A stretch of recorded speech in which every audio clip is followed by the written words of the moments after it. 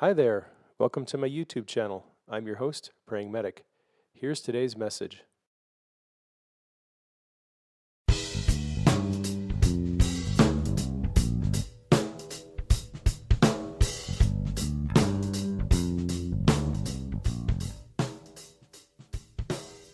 Hi, I'd like to welcome you to our show. I'm your host, Praying Medic. We're talking about life as a child of God and all things related to His kingdom. Thanks for joining us. If you're a new listener to the show, you can find articles and books and other resources on my website, www.prayingmedic.com. You can also connect with me on Twitter. Just look for Praying Medic. Now let's jump into this week's show.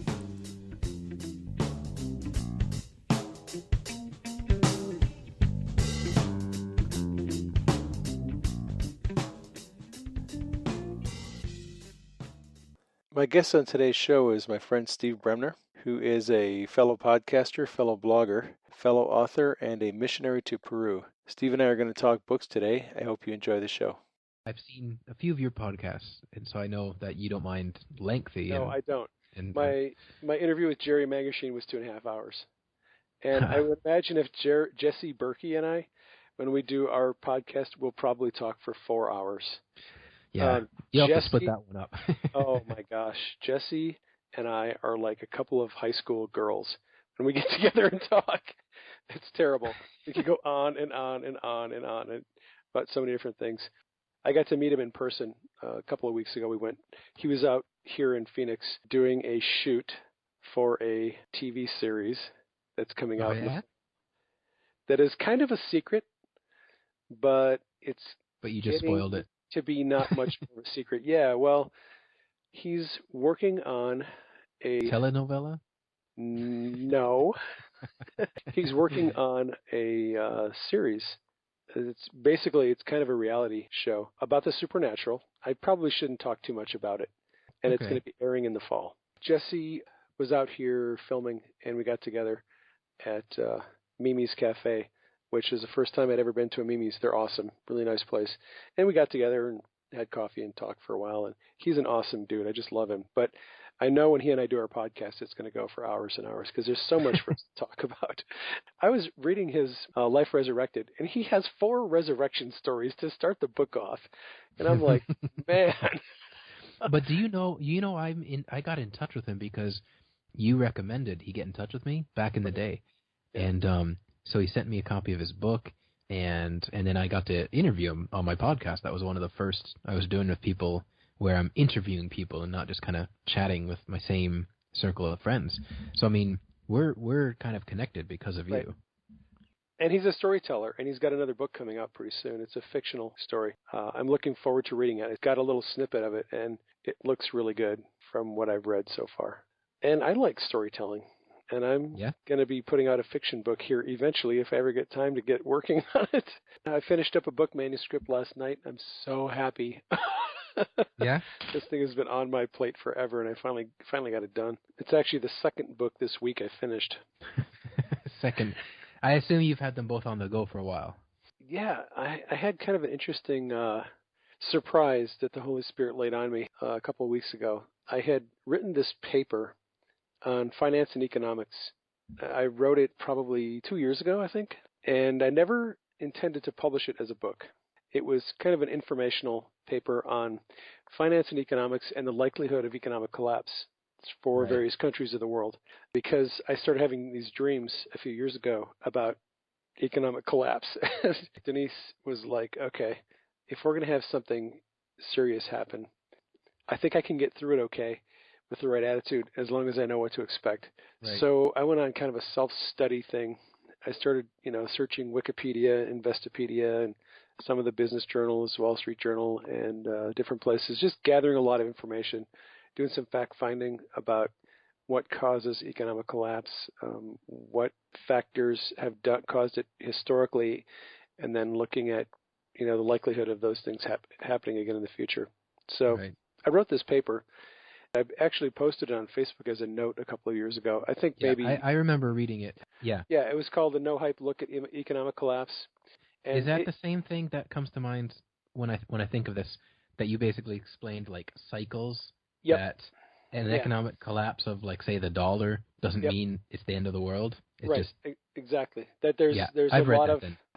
there's a lot of cases in the last century of a lot of countries suffering economic collapse, and it wasn't the end of the world for anybody.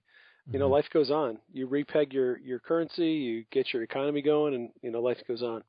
I kind of wrote the note and ran it by some of my friends who are in the finance and banking industry, and they all said the facts were actually really well presented.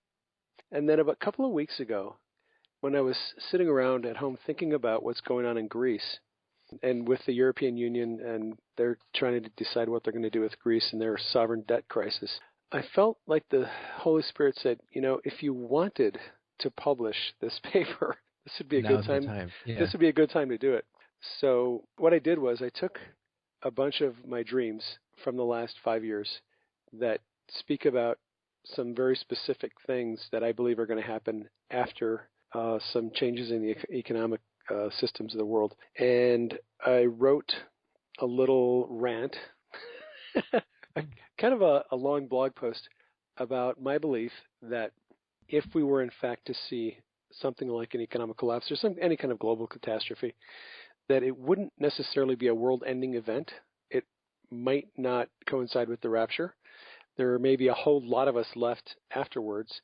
And if the church's leadership is not preparing us for such an event, how are we going to rebuild in the aftermath of something like that? I mean, Good if question. church leadership is really kind of setting us up for Jesus is going to come and take us all away, so we don't need to worry about it, then we're at a huge disadvantage strategically if we are not anticipating something like this happening. And in a number of the dreams that I've had, the Lord actually showed me things, what life would be like after the collapse and how things would Right. be rebuilt. And so that's what this book is about. I just threw it together in the last couple of weeks. Some of the prophetic revelation, a blog post length discussion on the idea that maybe we're not going to be removed before this happens, and what life might be like in the aftermath. That's going to be a book that I'll be putting out hopefully in the next week or two. Well, don't you think that not just with regard to finances, but there's all sorts of other ways that if we're not ready, that we're at a huge disadvantage. Oh Like yeah, anything bad that happens in the culture, if I check my news feed, I see people posting it as evidence Jesus' return is near. Not just with economic collapse or things like that, but it's almost like, and I'm not trying to kind of pretend I understand economics as well as you do, right? But it's almost as if people are talking about it, it is a negative doom and gloom type of thing. And if I remember your article right, because you said it a couple of years ago, yep, I read it like these things happen. There's cycles throughout the course of decades and centuries, when it comes to currencies and things, and we might just be near the end of this currency's cycle, right. So. And that's it. These things are cyclical. They're fairly predictable, actually. If you look Hmm. historically at the models, economic cycles are very predictable. And with pretty good reliability, if a nation does two or three things all at the same time, you can almost guarantee they're going to have a currency collapse. And it's Right. very simple. If you look at the Weimar Republic of Germany, and if you look at Zimbabwe, recent examples like that, usually it's war or revolution that causes those things to happen. And if you get stuck having to pay a lot of reparations after a war and your economic infrastructure has been devastated during the war, number one, you don't have any economic productivity. And number two, you have huge debts you have to pay to other nations and no way to make that money. So they Hmm. start printing money to try to pay back their debt. And money printing and a collapsed economy are two things that cause really, really bad currency collapse and economic disaster. Those things are the typical examples of predictors of currency collapse. But there are other things that cause it too. So, yeah, so the paper looks at the factors that typically cause economic collapse. And I can look at some of the nations of the world where those things are actively happening right now, Right. where nations are printing money and where they are having economic slowdown, and identify some nations that are probably at risk for that happening again. It'll be interesting to see how people respond to this book because It wasn't on my radar 3 weeks ago. Wow. Is it long like your other books have been so far, like the No, 200-page mark? very short. Oh, No, gotcha. this is going to be a very short. Well, So the you don't Facebook. write 50,000-word books in 2 weeks, 3 weeks, is what No, you're saying. no, I Gotcha. don't. The entire length of the message right now is 18,000 words, which is a fairly short book. Yeah. Probably, Read that in like 2 hours, tops. if you're a slow reader, I think. Right. Well, really, it's only That's why I said tops. yeah, tops. I mean, that's going for coffee breaks and going to the That's a, bathroom and that's a couple bathroom breaks. yeah. Well, the thing is, though, it is really a book about economics and finance, and that the thing that might scare some people away. The thing that I really try to do, though, with all my books is I dumb down a lot of this information to a level where the average person who doesn't have a background in finance and economics can understand what I'm talking about. XYZ made easy. It's kind of a pattern your book titles follow Yeah, so exactly. far. So I sent the manuscript to Northwest Prophetic, Al Mack, as some people know him, and he said, right. this first section could be called Global Economics Made Simple, because right. that's really what Made it is. simple, yeah. Yeah, Easy, simple. yeah. So that's one of the books I have going on, and then the second book I had been going back and forth with this manuscript for a while with my wife. It's My Craziest Adventures with God, Volume 2. So it's the Right. next 2 years of crazy stories of miracles, financial miracles, and healing and different things that we've seen. Got that manuscript finished last night, sent it off to Lydia, my editor, this morning.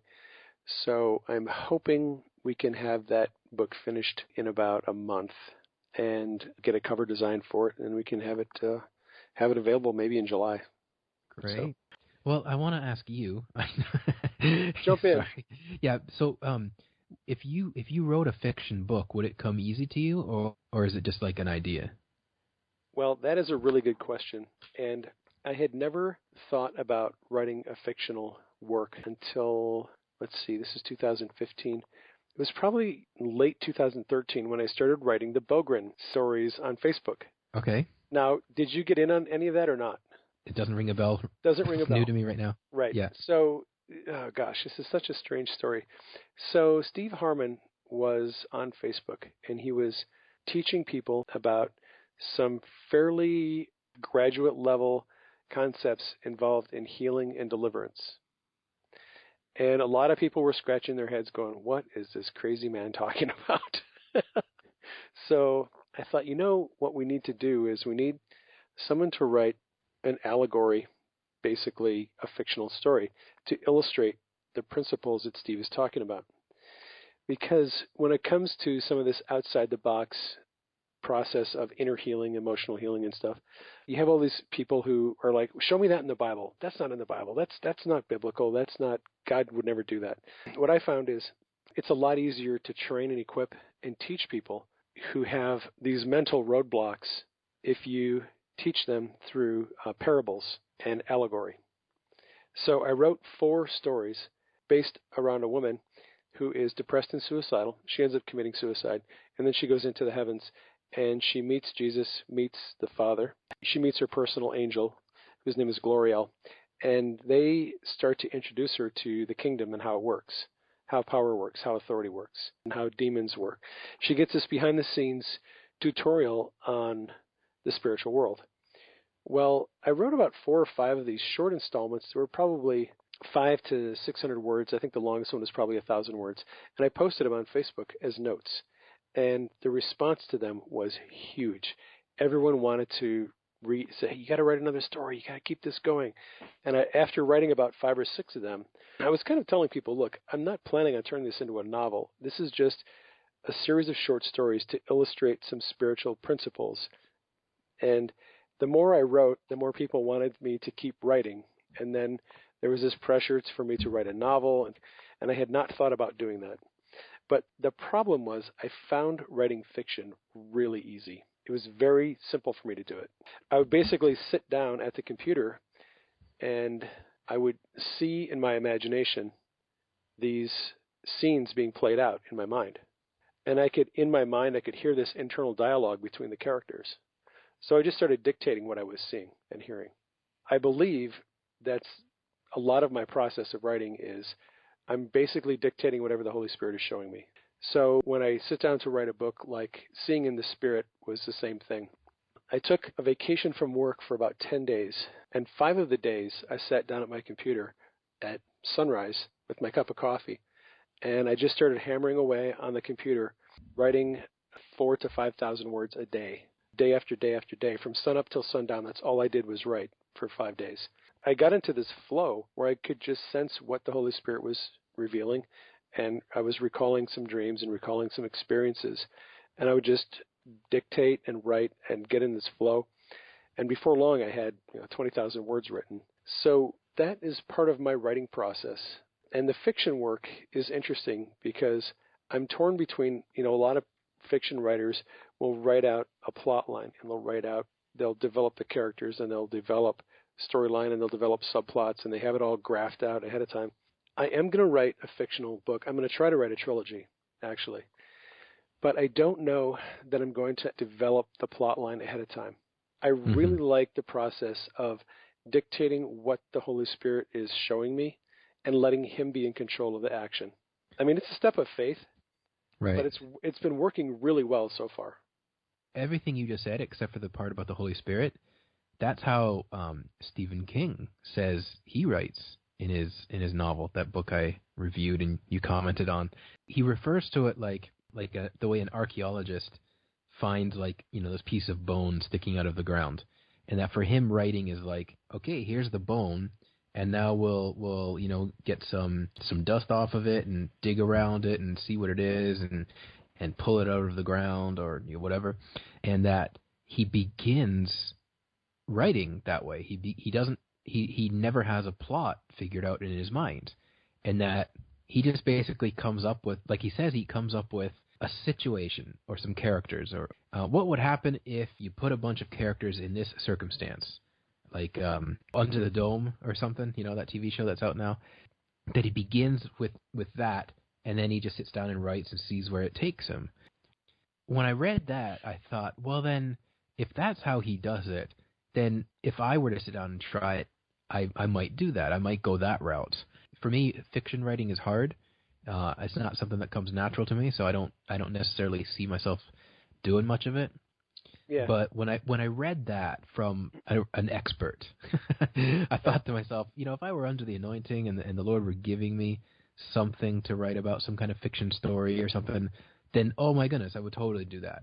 I don't think I would have a plot outline that I'm trying to fill in the spaces. I did come to the table with an agenda.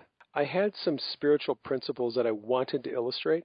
I wanted to give people a better look at how demons manipulate people and how they influence people and how they speak to people in the spiritual world and how they whisper in your ear about killing yourself and things of that nature. So that was my agenda. I wanted to illustrate and portray some very specific things, but how that was going to play out with the characters, I had no idea when I started. And some of the things that I got, I was literally minute by minute, the Holy Spirit was giving me revelation about how things work that I had no understanding of 5 minutes earlier. How did you write your first book? The long story made short is, okay, so like the first book I published was, or Kindle, the Kindle book the first one I published was 6 Lies People Believe About Divine Healing. It was really repurposing a lot of old blog content that was about healing and piecing things together into a book. Back in 2010, I remember when Dr. Michael Brown was down here in Peru, and at a dinner table conversation, I got to ask him, how did you know you were ready to write your first book? And he was 33, which now I am, when he published his first book. And as a blogger, I realized I'm getting to a point where I could write books, but I'm not sure if I should yet. I've heard people say, don't write until you're 40 or things like that, That was right? Frank Viola, wasn't it? Yep, who wrote books before he was 30, incidentally enough.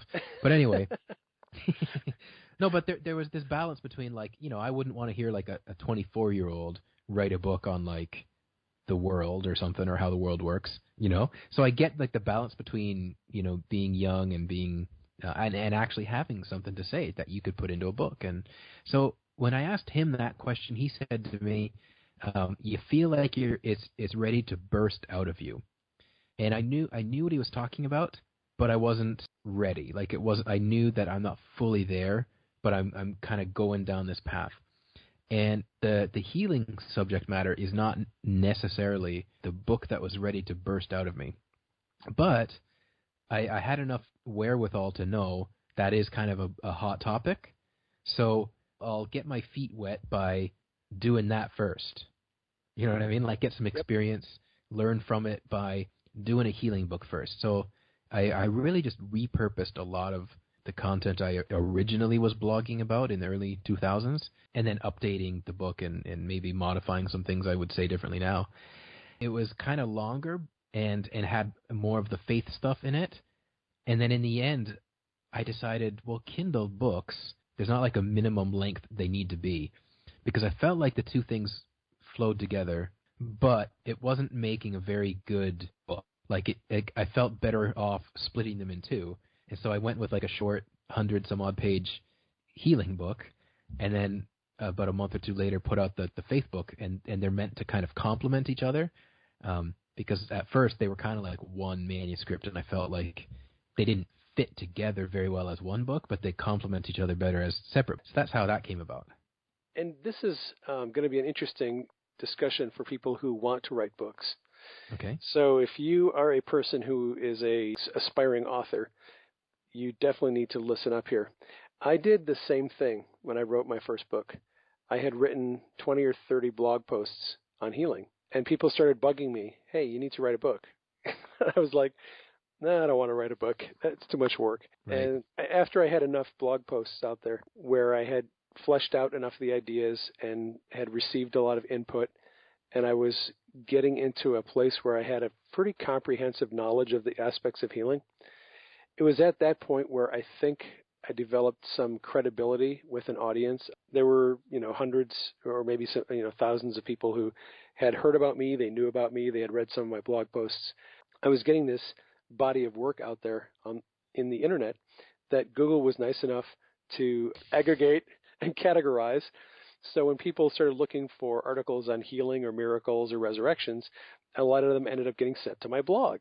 So you develop a little bit of a following. Friends are like, you really need to put this into a book. So I thought, okay, whatever, I'll write a book. And my wife, bless her heart, she used to work for a publishing company, and she said, look, I can do the interior cover design for you. I can do your cover art. I can do all this stuff. I know how to do it. All you have to do is give me the text, and I'll take care of it from there. So a lot of people ask me who want to get started in book writing, how do I begin the process of writing a book? And I recommend to them the process that I found accidentally. So you talk about repurposing blog posts, and I did the same thing, but I didn't really understand the process I was going through. Now, looking back on it years later, I see that a lot of very successful authors have done the very same thing. I think David Kiyosaki does that. They put out content on the internet on their personal websites or blogs. The search engines pick it up, they aggregate it, they start bringing an audience to your website based on the content you're sharing. And then after you've been doing that for a few years, you should just take all that content and repackage it as a book, because you've got an audience that wants to read it. You have the content already more or less fleshed out for the most part, except for some basic editing. And then you just turn it into an ebook or a print book if you want, or both. Right. Well, I'm doing a mix of that. Like the healing book was a lot of repurposing. But, one thing that slipped to my mind as I listened to you share about yours is I decided not to make it some big, huge, comprehensive book because I wanted to write other ones.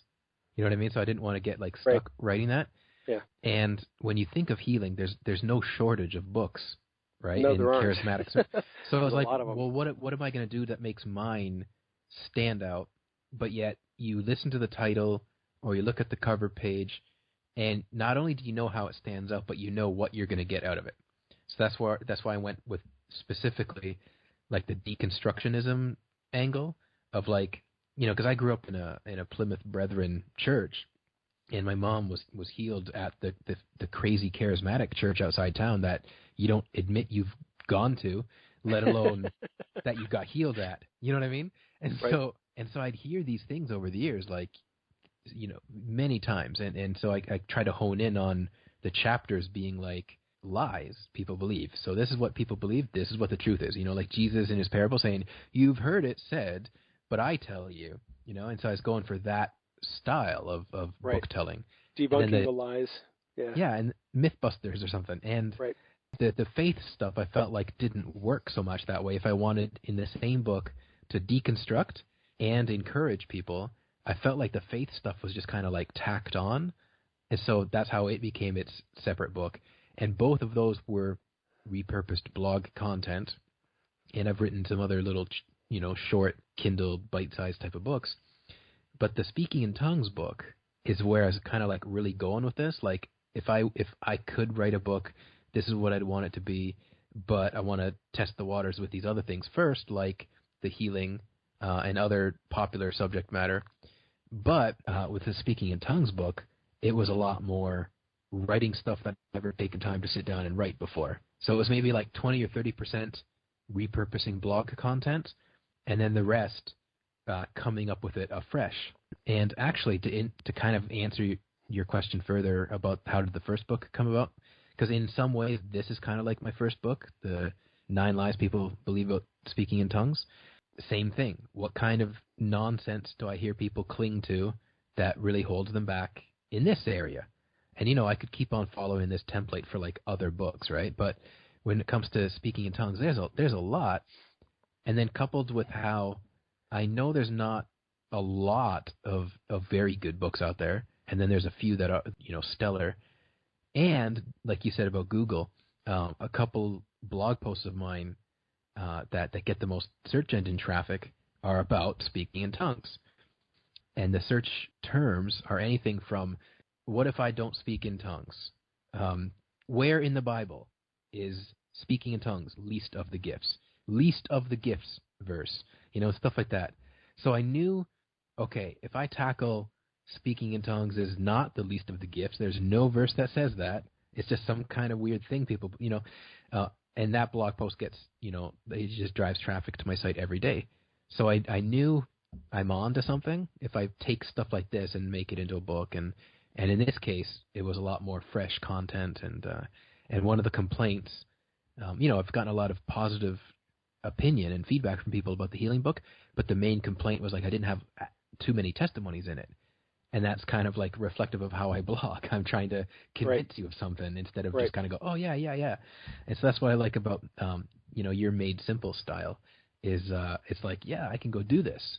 And so with the Tongues book, like I took more time to actually kind of include myself in the narrative or share examples of what I'm talking about. And so it kind of became longer and became like an actual book, right? That pool of books is kind of how they came about. They each kind of have a different way they came into existence so far. This brings us to another question, and it's really kind of an interesting dynamic because there are some books, it seems, that you can write. The books fill a niche where there's a demand for some information and content that no one has provided yet. Mm-hmm. So I think your book on speaking in tongues was probably a book that hit that niche, that there was a vacuum. And it's one of those subjects where if you write a decent book on that subject, chances are you're going to get a fair amount of traffic because there just aren't a lot of good books on that subject.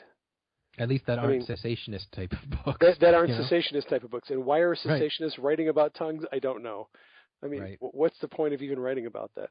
But yeah, you're right. And so your book fills a void where people have all these questions and they are curious. And it's one of the things that there's just a lot of curiosity out there, even from people who go to cessationist churches. They have friends who are speaking in tongues and they're like, well, is this demonic like my pastor's saying, or is this legit? I don't know. I wish somebody would write a book on this. So I think your book does a really good job of providing some good, solid information for people who are curious and want to know. Thank you. The other aspect of your book writing, though, is you published a book on healing probably because you knew this is a subject that's of great interest. There's a lot of books out there. It's a hot topic. Sure. All right. Yeah. So I published my book on Seeing in the Spirit partly because I knew it was a hot topic. not necessarily to fill the void of a niche, because there's been a million books written on seeing in the spirit in the last 5 years. But because I saw Michael Van Vlymen's book, How to See in the Spirit, was just continually selling really, really well. Whether he had it on sale or was giving it away for free or not, that book was a really, really strong seller in the charismatic Pentecostal categories on Kindle, because it was a subject of huge interest to a lot of people in this current day and age. And I think that if anyone writes a decent book on that subject, they'll probably sell pretty well with it. I know Jeremy Mangersheen is looking at writing a book on Seeing in the Spirit. And my book has sold really well from the get-go, because it is a very, very hot topic. Right. And I don't know that it's even that popular of a topic. I don't know that there's a lot of books on it, but it is, like you say, a hot topic. So it's kind of like, in a way, it does fill a void that maybe in a few years it won't be like a void anymore, because more people are touching that subject, right? Yeah, and there's a continuum. So like on healing, there's like a million books out there. Right. On Seeing in the Spirit, there's probably a couple of dozen. On tongues, not so many. Good Yeah, books. and then the ones there are books on tongues. No, yeah, I mean, legitimate. there's a lot of tongues, but there's a lot of anti-tongues books. Exactly. Books that actually teach you the importance of tongues, there's very few. And it's another subject that if somebody wrote a decent book on tongues, it would probably sell pretty well, simply because there isn't a whole lot out there that's good on the subject. So one of the things for authors to think about is, I get these questions from friends. Well, how do I go about writing a book? And it's probably not a bad idea to analyze the market and look at what is already out there. What has been written? How has it been received by the public? How have the reviews been of the current existing books that are out there?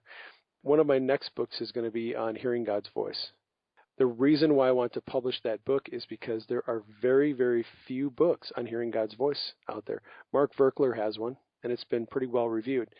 But other than that, there aren't very many books out there on how to hear God's voice. It's another subject where I think there's a lot of interest, but there is a vacuum. There's just this void where there haven't been a lot of good books written on the subject. Yeah, I agree. And to touch on that thing you said about like looking at the market, I'm kind of the opposite, and kind of, that's what I do. Like, there's part of me that's like, no, this is the book burning in me, and I want to write it. And if only 5 people read it, that's fine. Obviously, I'd rather have like 5,000 or something than 5. But like at the same time, with like speaking in tongues, for example, it's like, okay, that's a topic I'm ready to burst with, like like Dr. Brown's advice. So what do I do about it? How do I go about it? And I looked at how the lies people believe template worked with the healing book, because it tells the reader whether they're against or for it. It tells them exactly what they're in for. A title like that, Right. And so tongues is like already has built in that, like, it's going to deconstruct something. If it's called lies people believe about speaking in tongues. And so I don't pay my rent or anything with the sales of this book. I mean, it sells, but it's not like I've bought my first yacht. It's not like that. It's not. I don't know. I don't know what people think about, like, when they hear about a book being successful. That's one thing I want to make sure people know after this discussion, is it doesn't mean like an author is making a lot of bank or living high on the hog now. Like I had 2 supporters in 2013 in their letter explaining why they were stopping. They were like, well, now that you don't need it. It's like, why? It's like, what do you mean now that I'm a self-published author, now right? that you're the self-published rich author who's sailing around the world on yachts and like a $2 royalty on a going to on a Monte $3 Carlo. book. Right. I'm just, putting it in my, no, but you get the point, right? But with regard to like analyzing the market and stuff, the other downside of that is people writing because they want to make money and writing like books that fill voids, but they aren't very good. And so I think there needs to be kind of like a combination of your passion as a writer mixing with what void do I see that this can fill. Like, you know what I mean? Because you probably get some of the same emails I do from people about like, Kindle Spy and Kindle, how to find what books to write about and Yeah, outsource and all these kind of yeah. things. And my And wife and I took some online classes to learn how to target certain sectors of the market, how to find a weak area in the market that needs another book to be written. Yeah, I mean, we learned all that stuff. A lot of that information I don't use, right, but my some, conscience doesn't let me. it's a hard thing to pin down because, like, you had this really strong passion to write this book on tongues. It was burning and inside of you. It was bursting to get out. And I have some books like that in me. Actually, the fictional book is burning inside of me to get out. I really want to write that book. The problem is, I know it's going to take me about 6 months of hardcore sitting down every day and writing to get that book out, and I just have to set the time aside to do it. I think there's a lot of wisdom in tapping into your passion. What is the subject that you're passionate about? And start with that and write with that and develop a really good manuscript. And don't be afraid to edit the snot out of it and keep, revising the manuscript and refining it, because you and I both know there's a lot of really mediocre books out there by self-published authors that Right. could be done a lot better if the person sat down and thought through the process a little more and spent a little more time reworking the manuscript. I think one of the weaknesses of self-published authors is when you submit a book to a traditional publisher, they're going to have an editor who's going to go over it, and they're going to give you back the manuscript and say, fix these things.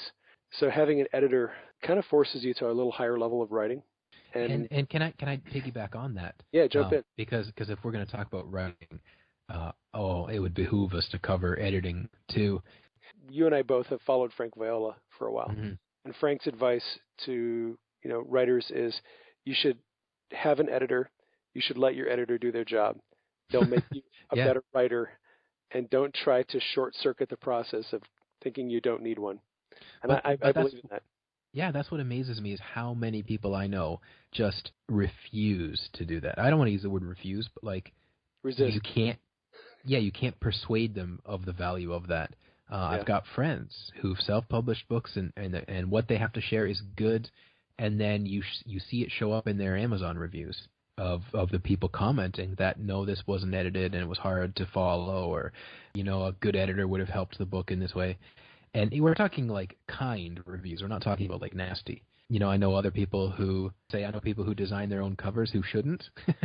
I know a few of those too. Right, and like you said, with the editor, let your editor do their job. Well, if you do your job as a writer, if you don't have graphic arts skills, and it's worth, like, I think an editor is more important than a cover designer. If you had only the budget for the two, I would go with the editor. Because you can go on Fiverr and exactly get a decent cover design for a few dollars. Editing is a different animal. Right, because people can forgive a horrible cover if they get past the cover and read the book, they can forgive a cover. But if you're making it hard on the reader and they have to edit it themselves in their mind when they're reading it, you've lost them. There's another well-known guy in Christian self-publishing, and so it's a decent book. The content is great, but it's so poorly edited. And I know before he published it, several different friends of mine he sent it to get an endorsement or whatever. And one of them said to me, I wrote him back and told him, you need to edit this or get it edited before publishing it. And I got it after it, months and months later after it was on the internet. And I was reading it thinking, why didn't this brother listen to people's advice? And if I read one book like that, I've read like dozens of other ones too. And I've put some books down. I just if I can't just read it and get out of it what you're giving me, or if it's fiction and I'm reading if I have to edit it in my mind as I read it, it's too much work. The more you make your reader work, the more at a disadvantage I think you are. If the ideas that you're trying to convey don't flow very well for the reader, and they have to continually move sentences around and reconstruct your grammar because it's not correct and put in punctuation that you didn't put in there, it becomes a lot more work for them to read the book. And there's a lot of people who will put the book down halfway through and go, this is just too much work for me to read. The message is pretty decent, but it's too much work for me to read. And a lot of people don't understand it's a frustrating reality of being a writer, is you have to be able to convey your message in a way that's clear and concise and grammatically correct and punctuated properly. It's a Right. pain in the butt, and it And costs money, but that's worth the investment, I think Like it is. the healing book, this lady from Australia did it for me for free as a favor, and then with some favors she's asked of me in return. But then one of the errors I fell into is after getting my book edited, I fixed the mistakes, and then when I publish it, there's things people caught that basically was like me correcting other mistakes. You know what I mean? Right. And so sentences didn't flow well or stuff like this. So with the tongues book, I've gotten it down to a bit more of a science now. I had it edited. Roy Farias gave it back to me. It was bleeding red, and I loved the sight of that. I loved the sight of that because I know I'm not offended or my feelings aren't hurt at the idea of someone saying, you got to fix this. This needs to make more sense, or you should word it this way, or I suck at commas. I don't know how to use them properly. So it's like having someone catch that for me. I'm getting better, right? But Yeah. having someone catch that for me. So I fix it up, and then I've got a mailing list for my website. I wrote that list and said, hey, I've got this new book coming out. I've had an editor fix it. I've fixed the mistakes. But if there's anything I've learned, it's that I'll still have errors in it from having fixed things. Is there any proofreaders out there? Anyone who wants to kind of proofread it for me before it goes live? And I had like 20 people respond to that, and then of that, like 5 or 6 actually write me back with their findings. And it was like about 20 glaring mistakes.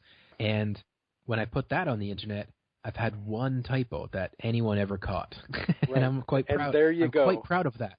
And that's the value of editing, Right. and having people proofread and going through the process. I'll tell you what else you're probably not aware of is, if you're not, you will very soon be aware of it.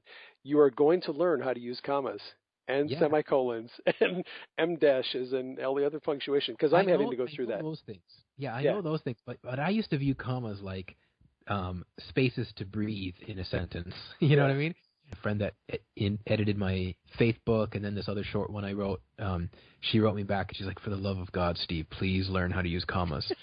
And I'm like, well, I'm trying to, but that's part of why I'm having you edit, because I don't, But it's like at the same time as working on it, like every time someone edits it for me, I edit the snot out of it before giving it to them to make their life as easy as possible. You know what I mean? There's other people who just think, well, this is a mess, but, well, that's what my editor's for. Well, good luck with that. Yes, and no. You don't want to give your editor a mess every time, because here's how I look at it. I look at writing as a craft, and I look at it as we should be learning and growing better in the craft and our skill as writers. I don't feel like I should have the right to hand my editor a mess and have her spend 3 times as many hours going through this thing, correcting all of my mess ups. I would feel a whole lot better if I gave her a manuscript that was pretty clean, and she comes back with a couple of suggestions here and there, but most of it is good to go. And that's what's happening. So the first book that I gave to Lydia, she's a really, really good editor, and she has been so patient with me because I have very poor use of punctuation. I mean, that's my struggle. I have been on a course of learning how to use punctuation for the last 2 years. Yeah, I would say the same thing for me. And a lot of that has come from feedback from Lydia. She'll look at my manuscript, and I have all these commas and all these inappropriate semicolons and all this other stuff I have to change. So what I finally did was I got on this punctuationguide.com, which is a website, and I've been referring to that regularly as I write. And what I found lately is my writing is getting so much better because I'm self-correcting my own mistakes. I know now how to use when to put an em dash or a semicolon, when to not put a comma in. It was a huge hassle because I have a 3-part editing process. I give my draft manuscripts to my wife. I print them out. She reads through and with her little red marker and goes through everything, makes her changes. And then she gives them back to me, and I make the corrections. And then it goes to Lydia. And Lydia makes her corrections, and then it comes back to me, and then we make the corrections, and then we publish. So it's a fairly long editing process. Editing is a much bigger issue in writing than most people appreciate, I think. Right. And I think that's going to play a part in how successful some authors are if they don't take that step seriously in their their writing or in their. I mean, I can forgive it on a blog. I can forgive it on Facebook statuses and stuff like that, Right. But people don't want to do that for something they pay money to read. It's Right, just simple, exactly. Yeah. Well, I mean, we have downloaded New York Times bestsellers onto Kindle, and you're reading through there, and some of the sentences don't make any sense at all. And I you're can't like, think of who edited this book? This is a New York Times bestseller, and Right. there's 3 sentences on this page. I can't make heads or tails of what they're. I mean, intuitively, because of the context, you can figure out what they're trying to say, but what they Yeah. actually wrote doesn't make any sense, and that's Right. just inexcusable for books like that. Right.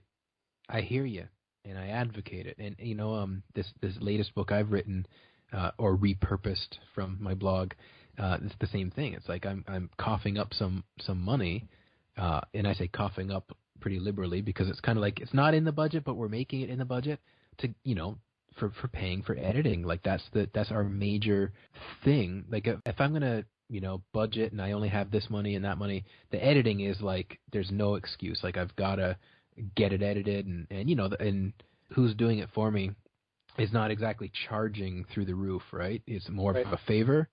You know Right. what I mean? But I intend on basically paying an editor exactly what it costs or what they charge, for this kind of work. That's how important it is to me because I don't want a 1-star review on Amazon because this person just really couldn't get through my book because of all the mistakes in it or something. It's worth it to me that they give me a 1-star review because they hated it or they actually read it and hated it, Right. So, not that I'm the 1-star same way. reviews. I if someone's going to give me a 1-star review of a book because they don't like my theological perspective, I'm totally okay with that. My Me too. stuff is not everyone's cup of tea. But what I don't want is someone getting on there and saying, well, this book has all kinds of grammatical errors and has punctuation problems, and the flow of thought is completely disjointed. If those are their complaints, then they have a legitimate beef. Right. And when I started working with Lydia, I remember we were on the healing book, and we got to like chapter 12, and she basically said, okay, look, this chapter has huge problems. You may end up rewriting the whole chapter all over again. And she said, in the last chapters, your thought process was very consistent. You gave some scriptures, you gave some illustrations, you gave a couple of testimonies, and everything flowed really well. In this chapter, it's all disjointed. You don't have any illustrations at all. There's just no consistency from chapter to chapter. So she pretty much took me to task, and she said, you need to provide some illustrations. You need to write this chapter like you wrote the last 2. So go back to work, the drawing board, and rewrite this chapter. And I realized she was right. I had pretty much gotten tired of writing for that particular chapter, and I turned in a C- paper. Right. And she said, look, this is not going to fly. You have to do better than this. And so I added a whole lot more content, and I reflowed everything. And it turned out to be a much better chapter when it was done. But you have to be willing to do that, work with an editor, because a good editor wants to draw out of you the best writing that's possible. Right. Yeah, and that's why, like, if I get back my manuscript bleeding red, I don't mind because I know what that means. The end result is going to be, and the type of bleeding red this guy was doing for me. He was basically helping me reword sentences or break things up that were long fragmented sentences or you know what, Steve, as I'm reading this, I kind of don't understand what you're saying. You might need to reword it. It's a lot of that when I get these back, and in the end, like I said, going through that process, having proofreaders, there are 2 typos. Sorry, one typo that someone caught, and one that I caught and wondered how come nobody had ever said anything to me. Yeah. But we're talking like at least it wasn't a mess. Like for the first few months of the healing book and the faith book being online, I was getting a lot of feedback from people catching things. Yeah, I read the healing book, and there were a fair number of typos in there that, it looked like you had gotten some correction, and you were trying to correct the things that were found, and then you didn't actually go back and read it through and make the final round of corrections. And so I assume would have read it pretty early on because I remember contacting you.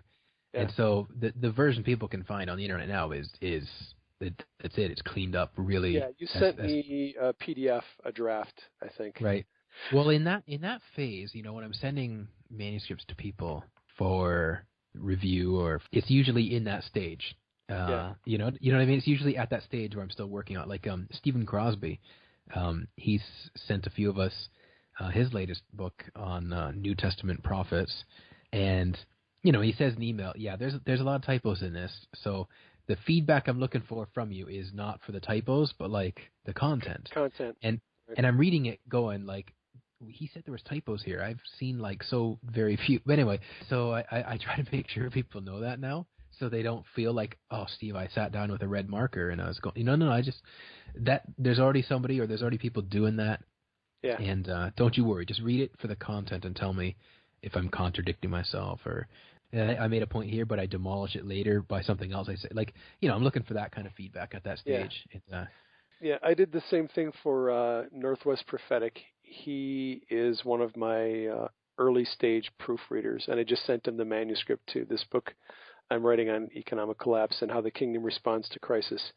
And I know that he's also an insanely busy guy. He's got like a million irons in the fire. So I said, look, I'm going to send you the manuscript. I know that he had also read the early draft, the Facebook note. So I said, you're aware of most of the factual stuff that I've already written. What you haven't seen is the first chapter and the last chapter, which are my discussions about what God's purpose is for these events and how the kingdom responds to them. So I said, if you don't have time to read the whole thing, just read the first and last chapters and give me your feedback on those. So I think it's good to give people specific information of what you're looking for. Right. Like, don't worry about grammar and punctuation, or what I really would like your feedback on is my flow of thought or my general thesis or how I do a decent job of deconstructing these arguments, whatever. Right. Exactly. Or I'm sending them something at the stage where their feedback is going to help me with how I write something, and then at that point later it's going to be edited. So it's Yeah, like making sure somebody knows this is not the stage where I'm looking for proofreaders or an yeah, editor, but I'm working on this still. I've yeah. done that too, where I've sent chapters to people. Yeah, I sent Jesse Berkey, and Jeremy both, the manuscript of the book on Seeing in the Spirit. Interestingly enough, Jesse Berkey came back and he kind of challenged me in a couple of points. He said, he goes, I've heard you, write about this before, and I don't really understand, where you're coming from in this position. Could you flesh this out a little more and elaborate and make it a little more clear why you're taking this position? Because it's a very unusual position. So that feedback was very valuable to me because it made me write several more paragraphs on that subject Hmm. and give some actual testimonies and illustrations of why I took that position because he felt I had a weak argument. Right. So I find that stuff really valuable. Also, like when an author writes a book, there's a team, or there's more people involved than just the Oh author. yeah. If You know you're what I mean? smart, you use your resources, use your friends, Exactly. use other authors and say, hey, am I completely off my rocker on this? Would you look at this, give me feedback, whatever. Especially if you have trusted friends and mentors who who have been around the block and they've read some books and they know how to give good feedback. Right. And the Tongues book, Dr. Stephen Crosby, he was the first person to look at my mess of a manuscript, and he basically wrote back and said, "Okay, I get what you're doing, and this can be, it's like," he said, "if you want it to be more academic, here's where I recommend you go read this. He gave me a list of books to read, dude. Like, um, just and so I basically blew my Kindle Christmas money on a few of them. But he basically said it's well, I think it's well voiced, and it's going to answer some popular questions. And yeah, I'm behind you on this. But for the love of God, or however he said it, please go read this, and this first, to give it some more oomph." So I went and did that, and there was one book he recommended in particular. It was not a commentary, but it was some kind of work about Luke and Acts. And there were some points in there that I'm like, oh my goodness, I'm so glad I read this first, that I was already kind of saying, but like, okay, being able to quote and reference this really not ratchets it up a few notches. And so because he knew that's what I was going for, I valued his input at that stage. So, Christmas holidays that year, I'm reading these books he recommended and totally improving what I had to say in my book. Like, thank goodness I didn't rush to put it out. And then with that being said, it was probably 4,000 or 5,000 words longer than it would have been, mostly from references and adding a few extra paragraphs after reading some of those books. But I look at it like, to tie into our conversation about having a team and having early beta readers or whatever you want to call it. I don't know that he's got the time on his hands to do that every time I write a book or something. Yeah. But like, I wanted that for a book like this. If I consider myself a relative nobody, and I'm trying to say something definitively or authoritatively, then I really want to get like my facts straight. And so it was, important to have like somebody who's got some high level academia knowledge to help me with that at that stage. And and I think it benefited the book, and I'm glad I did. I wouldn't just skip straight forward to an editor, I think that's a really good example of using people in your sphere of influence that can help you to address weaknesses in your writing or things that you haven't thought about, or making really solid arguments and things of that nature, which makes for good writing. Yeah. Especially if you're writing nonfiction, you're trying to teach people principles and concepts. Well, folks, that is our show for today. I hope you enjoyed it. Thanks for dropping by. If you're new to the podcast and you haven't been to my website, you might drop by and check out the articles I have there. If you have any questions or comments about the show, you can contact me at admin@prayingmedic.com. That's ADMIN @prayingmedic.com. You can also contact me on Twitter. I'd like to thank you again for dropping by. I hope you enjoyed the show. If you'd like to learn more about Steve, you can go to his personal website, stevebremner.com. You can also find his books and other resources on fireonyourhead.org. Be sure to tune in next week for part 2 of our interview with Steve Bremner.